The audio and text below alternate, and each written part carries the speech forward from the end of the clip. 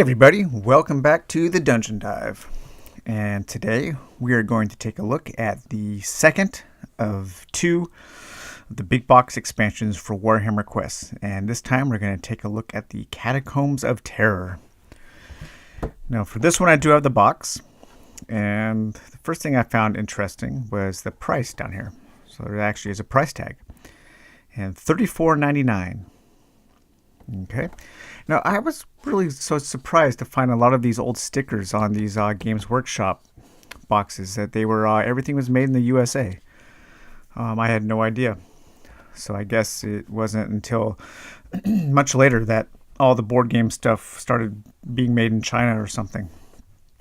So, handcrafted in fine pewter. This model is not a toy and is not intended for sale to children under 12 years of age.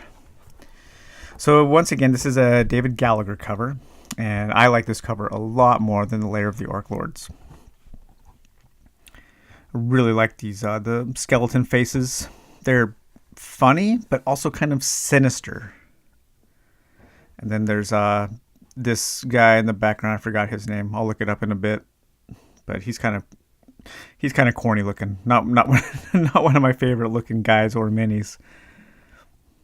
So yeah, lots of really cool stuff on this cover.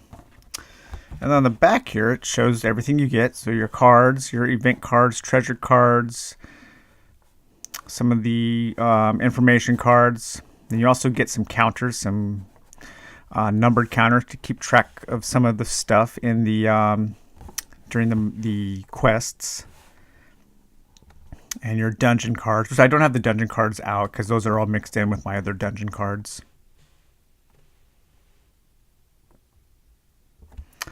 Oh, did I get that mixed up? I might have gotten that mixed up in the last expansion. Let me check the Orc Lord.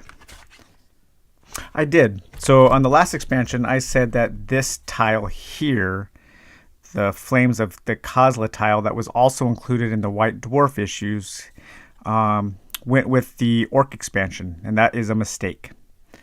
So yeah, good thing I caught that. I'm sure somebody will point that out. So this tile actually came with the Catacombs of Terror. And I guess thematically that does make more sense.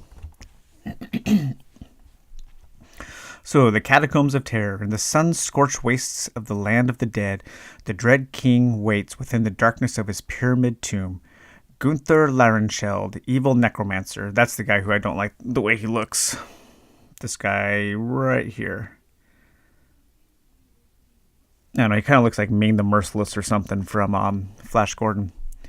He seeks to restore the dread king to power, and only the heroic warriors can stop him. If they succeed, they will return with the treasures of this long-dead realm. If they fail, they will surely die. Okay, so this Warhammer Quest Adventure Pack contains 6 new adventures for use with the floor plans in this pack. Lots of new tables for undead monsters, hazards, events, and treasure.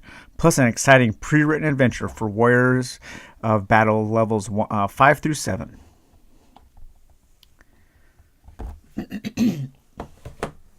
All right, so let's take a look here at the minis that you're going to get. Let's open up the book here, make sure I get the names right. So the first thing you get is you get 3 kind of mini bosses, and those are all 3 the same model. Actually, yeah. Nope, two different poses, just like the big ones, the orcs, 2 slightly different poses. And these are the Tomb Guardians. So as you can see, very nice, really good detail on these.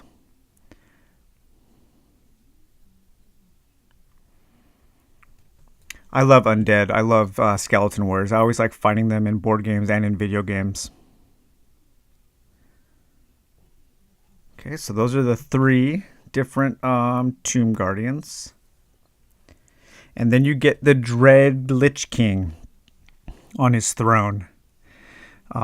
This thing was, for me, it was quite difficult to put together. I hate working with super glue. I greatly prefer plastic minis to use plastic cement because I just find it much easier to work with. It doesn't get all over your hands. And sometimes super gluing the metal together, yeah, sometimes it's really difficult to work with. At least I find it difficult to work with. But I do like this mini a lot.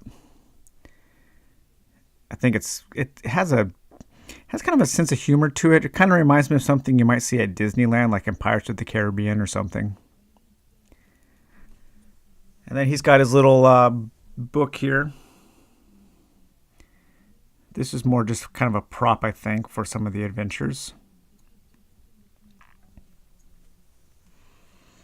And then we've got this Ming the Merciless guy, who I've already shown you.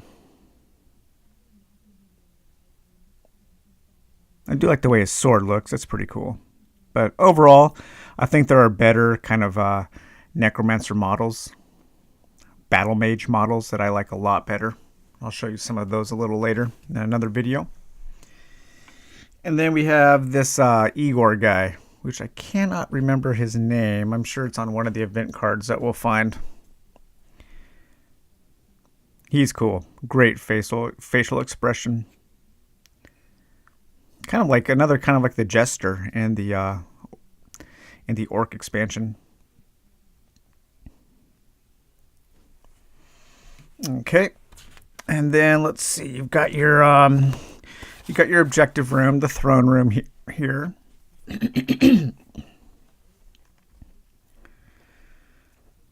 Nice tile, nice and big. And then you've got a new passage. And this had a special card with it for some special rules. You don't want to fall down into the pit. And then this passage always had 4 exits. So you would have one on each side. And I love all the skulls on here. Really nicely done.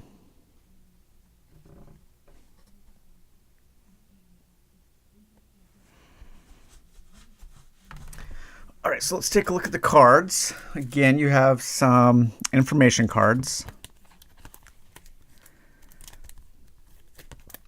So you had the magic that the Necromancer would use. The Dread King and Gunther Larenschild both have the ability to cast necromantic magic spells. They cast their spells at the start of the monster's phase, before they do anything else. To see which spell is cast, roll a d6. So note that Gunther can only cast spells if he is in a square next to the Grimoire Necris.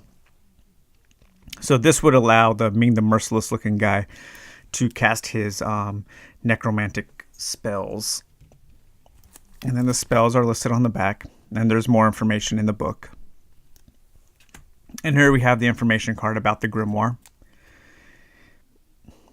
It is within the pages of this dark and brooding book that Gunther Larenschild first learnt of the legend of the Dread King, and since that fateful day he has been driven by a burning desire to reinstate that Dark Lord to power over the world.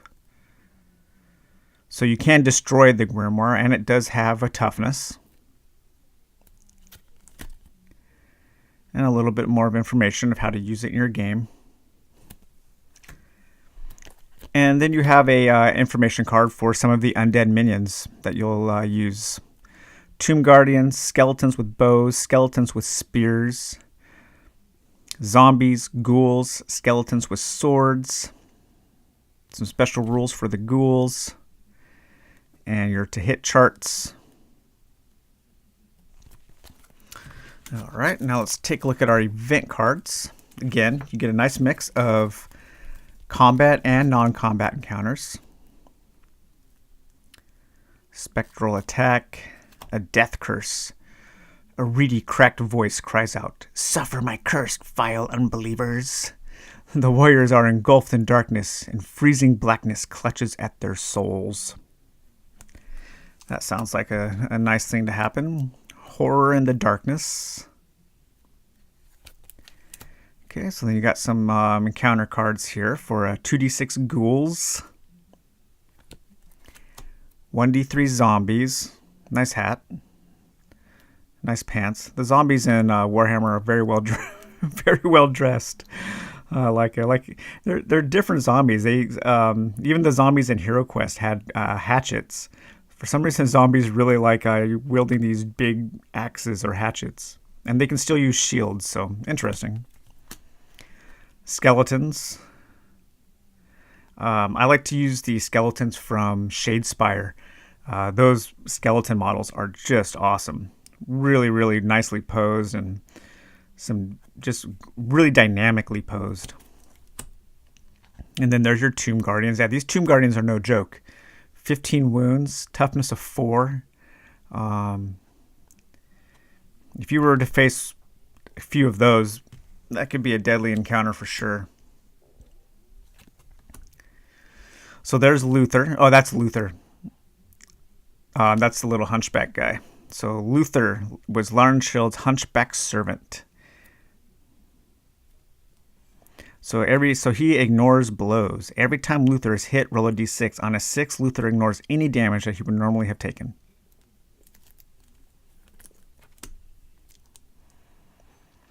Curse of the Dead King. Some vampire bats, so they reuse the giant bat models to make them into different bats, kind of like how Shadows of Brimstone does. Dwarf Ghost. And there's the Skeleton Spearman. Carrion. These are probably my least favorite model of all time. I absolutely hate these guys. So there's little dudes riding on these birds. The bird models just look absolutely terrible. I mean, the wings just fit on. It looks like a bad airplane. And then these little guys that sit on top, you just glue them to the top, and it doesn't really look like they're sitting on the bird. It looks like you just stuck two completely different models together. Really terrible mini. I hate them. I will never use them. I think they look terrible.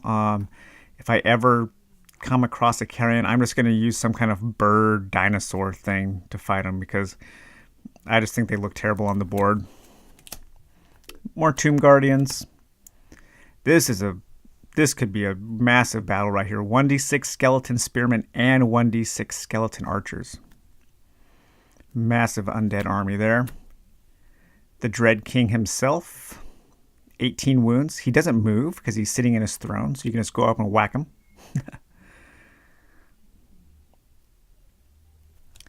And then Gunther himself, the evil necromancer.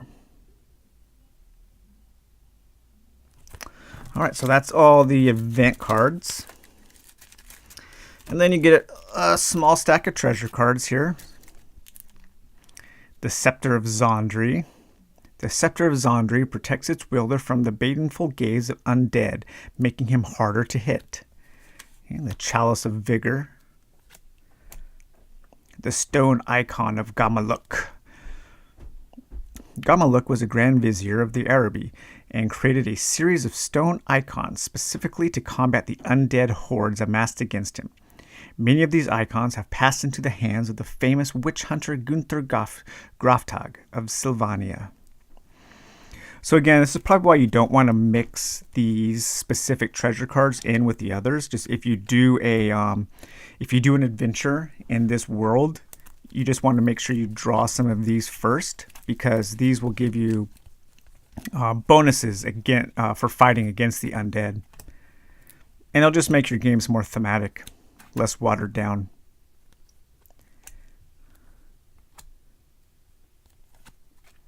The Blessed Gem, the Orb of Sigmar.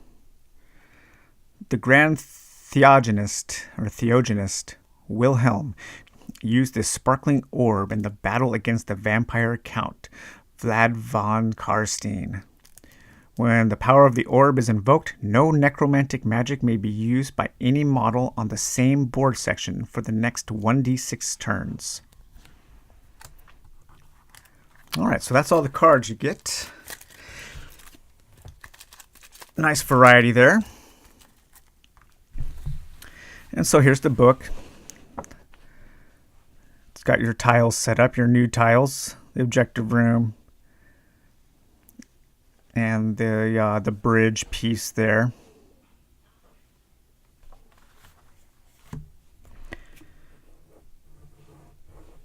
All right. Oh, here we go. Yeah, so that was the Chasm of Despair is what that was called. the Hall of the Dead, and there it is, the Flames of Kozla. So sorry about that mistake I made in the last video. And then the Dread King's Throne Room. And there's your view of all the minis that you'll get. A nice little introduction. Setting up, and this again just kind of tells you how you might, different ways you can set up, different ways to play this adventure. And then a nice little backstory about the undead in the Warhammer world. And then more details about all the new characters that you'll meet and the monsters and everything. What they're up to, what their motivations are. And then you get into the adventures, and again there are 6. And then here's your objective room. So it looks like you'll be fighting the Dread King all the time. And then, oh man, so a Dread King, 3 Tomb Guardians, 2d6 skeletons, and 1d6 skeleton spearmen. So yeah, they don't mess around in this adventures, or these adventures. They can get pretty brutal. But I guess by the time your warriors are level 5 to 7, they're also pretty good. So you have special rules for the new tiles. The Chasm of Despair. The slender bridge that spans the Chasm of Despair is very narrow, and any warrior or monster who is clumsy may end up toppling down into the darkness. Any monster or warrior that rolls a natural 1 to hit with a hand-to-hand attack while standing on the bridge will lose their balance and fall down into the depths of the catacombs, and is quite dead. The warriors do not get gold for monsters who die this way. The warriors may save themselves with a dwarves rope equipment card, which stops them falling in, but may break as written on the card. Otherwise, events only happen in the Cavern of Despair if a 1 is rolled on the power phase. So yeah, fighting on the Chasm of Despair. The Chasm of Despair. That could be very deadly. And then here's your 6 adventures. The Orb of Chalcidar, or Khalcidar, not sure. The Orb of the Dread King. Banish the Spirit. Retrieve the Grimoire. Escape from the Depths. And the Final Conflict. Okay, now we get to the advanced rules. Now I know in my original video for the rule books, or maybe it was the original video just for the base game, I said that you have travel hazards to and from the adventures, but I misspoke. In the base game, you only have travel hazards, random events when you're traveling from a settlement or from the dungeon to the settlement. Okay, you don't have a random event from the settlement to the dungeon. However, in this world, in this set of adventures, these dungeons are said to be in a far off, distant, very dangerous land. And so if you're playing one of these 6 adventures, you also have a travel hazard from the settlement to the crypt or the tomb. And so you could actually end up being hurt or have curses and disabilities placed on your warriors before you even start. So it can be extra deadly. And so that's what it talks about here in this part, the Lands of the Dead. Although the adventures in this pack by no means represent the warriors kicking down the door to Nagashazar and asking Nagash if he wants to surrender, they do involve trips into the magical cursed kingdoms of the undead.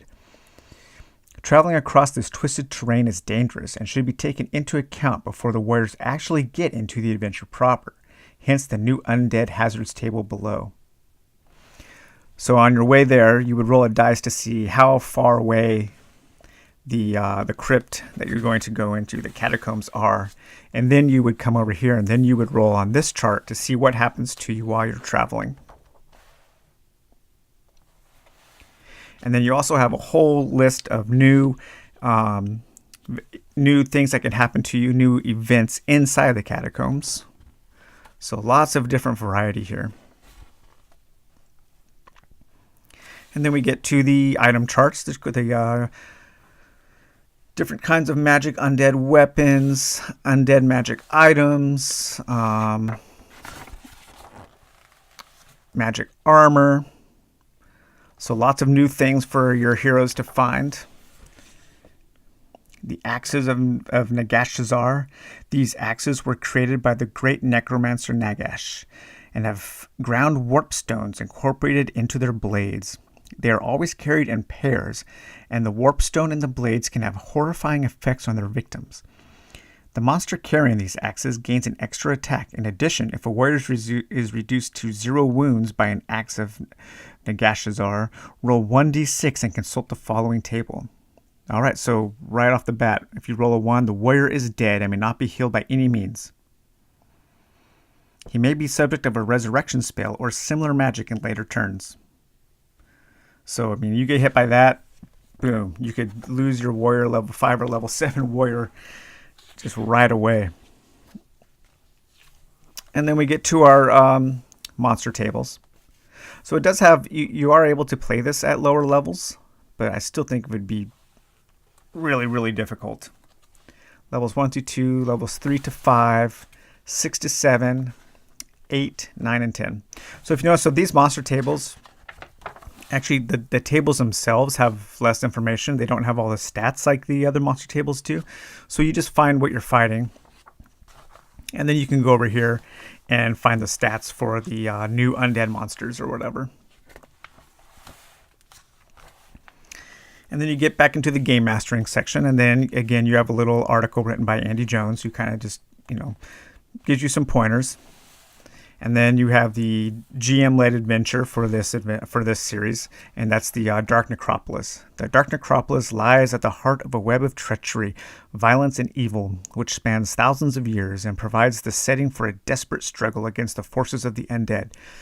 This adventure takes a party of warriors at battle level 7 or thereabouts on a continent-spanning romp of dead proportions. If you intend to take the part of one of the warriors, then read no further. If you intend to be the games master, then this section is for your eyes only.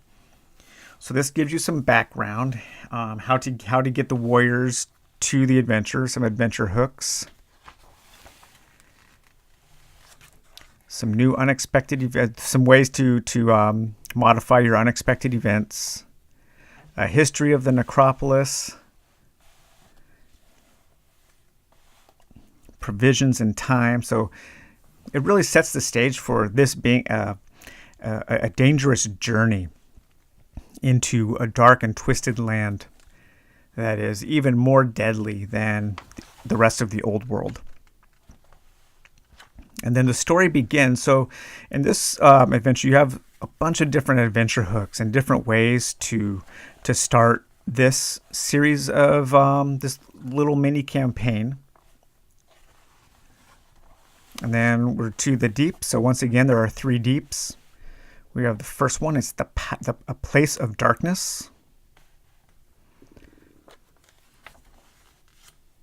There doesn't seem to be as much art in this book. I guess that's not true. Just later on in the book. Oh, so once again, I think I forgot to mention that David Blanche, or John Blanche, did some of the art in here. And this is a great example of his art. So he was very... a lot more of a sketchy style than some of the other artists of the time. And I really, really like his style a lot. There's one. And when they're in color, his use of color is really nice. I think he used watercolors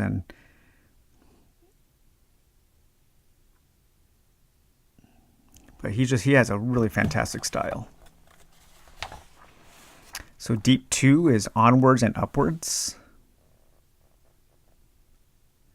So I actually haven't read through this yet, but this is interesting because this is such a small little section. So there must be a lot more to that adventure. Then Deep 3, The Lair of the Necromancer. Oh, so this one actually has more. I forgot about that. Deep 4, The Temple of the Sun. So there's a model of a city finding the Temple of the Sun, maybe almost like Indiana Jones, probably. Raiders of the Lost Ark. And then Deep 5, The Tomb of the Dread King. That looks like a fun little maze. I really would like to run some of these GM adventures for some people. I might do that this year. Another nice John Blanche art there.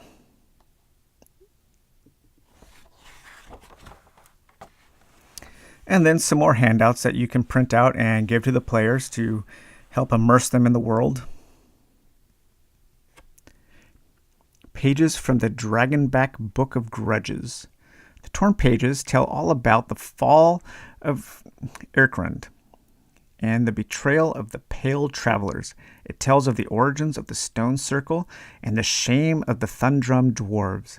It tells of the Axe of Grimdrang and the search for the lost hold of Karak Zorn. Ask the Games Master all about these things. He has the notes. I hope I do. And then just a little reference sheet for you to use. The Hall of the Dead. This bone-filled Hall of Death is a source of dark magic and draws evil power from the surrounding areas. The power acts like a beacon to the fell creatures of undeath. When the warriors discover the Hall of Death, split the dungeon cards between the 3 exits, just like when they reach a T-junction. As soon as the warriors enter the hall, take the top 3 event cards of the event deck without looking at them. Place 1 by each door out of the hall face down. When the warriors explore through a doorway leading from the Hall of Death, turn over the card in the dungeon deck as normal and place the relevant board section down. Next, turn over the event card for that door. If it is an E card, resolve it immediately. If it is monsters, place them on the board straight away. The monsters will get to fight in the next monster phase as normal. Otherwise, events only happen in the Hall of Death if a roll of 1 is rolled during the power phase. And then here we have a little map of the Badlands and the Land of the Dead. So yeah, that is the Catacombs of Terror. The book adds a ton of stuff. I really, really like the book in this one. I have yet to play a single adventure in this book. So usually when I play, I just have a list of all of the adventures that I have access to, which is quite a bit. We're already up to 30 from the base game, 6 from the first expansion, 6 from this. So we're already at that like 42. Okay, and then in addition to that, we have all kinds of DIY missions that are available. So I just typically roll a dice. I have a chart that I made, and that's the adventure that I go on. But I think it would be fun to run through all 6 adventures in this campaign back to back. That would be, I think, a really nice time. So, all right, well, I hope you enjoyed these videos of the 2 expansions. And next time, we are going to start taking a look at the Warriors and what those boxes have to offer. So, all right, well, I hope you guys have a good one, and talk to you later. Bye-bye.